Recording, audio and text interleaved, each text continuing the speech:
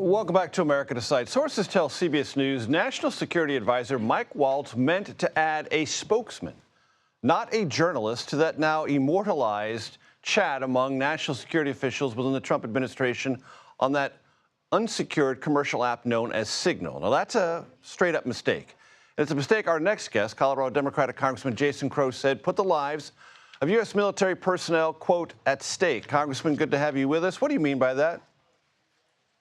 Well, what I mean by that is, I'm a combat veteran. I served 3 combat tours in Iraq and Afghanistan. Part of that was as an Army Ranger in Special Operations, and we are asking our men and women in uniform to do incredibly dangerous stuff every single day. As we're sitting here having this conversation, there are thousands of service members around the world protecting us, preventing terrorist attacks, very dangerous stuff. And our adversaries, folks like Russia and China, are actively trying to get information about these operations, locations of our troops, so they can hold them at risk or even outright attack them.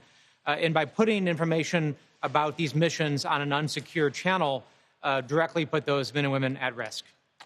And if someone in your position, back when you served, had done this, you'd have been prosecuted, right?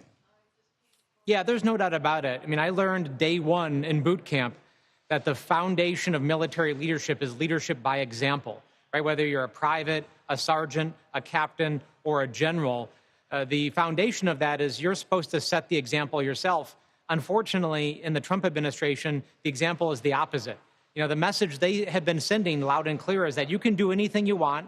You're immune from accountability. It doesn't matter. Well, think about the message that sends to our men and women who are putting their lives on the line every day. That, their bosses, their commanders, it doesn't matter. They can do whatever they want, and they are judged by a different standard. It's just an awful example. Mike Waltz, you served with him in the House. Are you disappointed, surprised? Yeah, I'm disappointed. I think the real issue that troubles me is actually Pete Hegseth, Secretary Hegseth. He's the one who put the classified information, the operational information on there, and he's the only one on that chain who had direct command authority over our 2 million servicemen and women, who's trying to make decisions. And it's exactly why, like I said, time and time again, it's exactly why you don't put somebody with no experience running large national security organizations in charge of our largest department and our most consequential one, in my view, one that makes life and death decisions multiple times a day. Experience does matter, it turns out. Congressman, we're talking about the tariff conversation. At the White House today, Caroline Leavitt, the press secretary, quoted Chuck Schumer and Nancy Pelosi from years back, but saying back then, back in the day, both brought to attention trade imbalances with China and said American leadership must do something about it. Caroline Leavitt said President Trump finally is, and Democrats who now criticize him for that are hypocrites. Well, there's a key distinction here. Most people believe that tariffs can be an important tool when they are used surgically, right? There are trade imbalances, there are unfair trade practices, no doubt about that. And there's bipartisan support around correcting those. But tariffs should be used strategically and surgically. What this administration has done is a broad-based, across-the-board tariff without regard to whether they're our partner, without regard to whether they're an ally, in many cases, whether an island isn't even habited by human beings or not. And that is very dangerous, and that's going to cause a lot of pain for a lot of businesses, a lot of my constituents in Colorado, right? And there's a very, very troubling thing that the administration keeps on saying. They say, oh, this is going to be short-term pain, short-term pain. Well, I grew up in a working-class community. Most of the people that I was raised with worked paycheck to paycheck, right? And these folks oftentimes don't know, where is their rent money coming from at the end of the month? Where is their mortgage coming from? Are they going to be able to afford to put food on the table for their children? So what we learned is when people at the top are talking about short-term pain, they're not talking about their short-term pain. They're talking about everyone else's short-term pain. This is devastating stuff. Congressman, the New York Times has written about you in a way that says you know how to speak paycheck to paycheck in ways it's suggested many coastal, more liberal Democrats do not. A, do you accept that premise? And B, are you, as the New York Times suggested, the future face of the Democratic Party?